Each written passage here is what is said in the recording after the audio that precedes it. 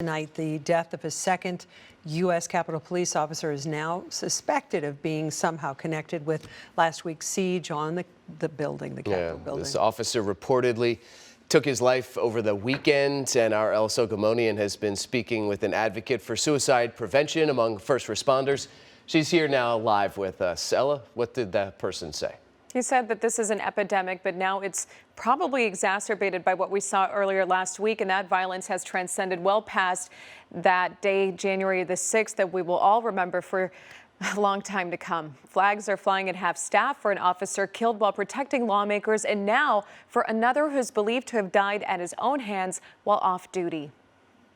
Police escorted a funeral procession in Washington, D.C. on Sunday afternoon to honor slain Capitol Police officer Brian Sicknick.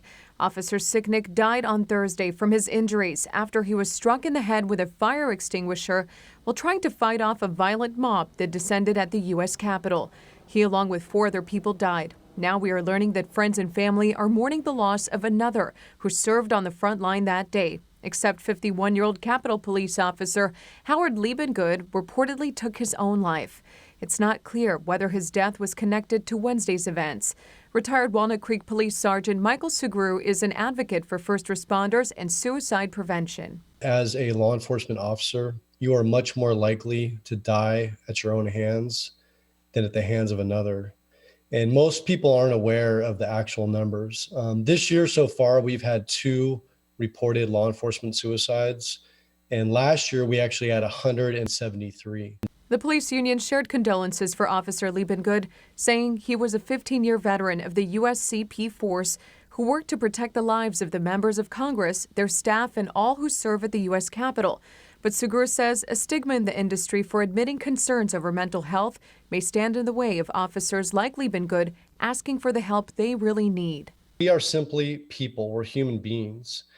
And we have to go out there and do a job that most don't want to do and would never do. And it's just constant exposure to negativity and trauma. And it just builds and builds and builds. And the issue is that the culture and the stigma of asking for help is what is the real issue. And that's preventing officers from raising their hand and asking for that help that they need. There are resources out there for first responders specifically.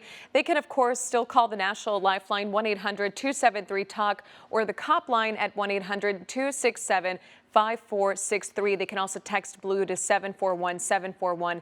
We will have that information up on our website, KRON4.com. Live in the studio, Ella Sugomonian, KRON4 News.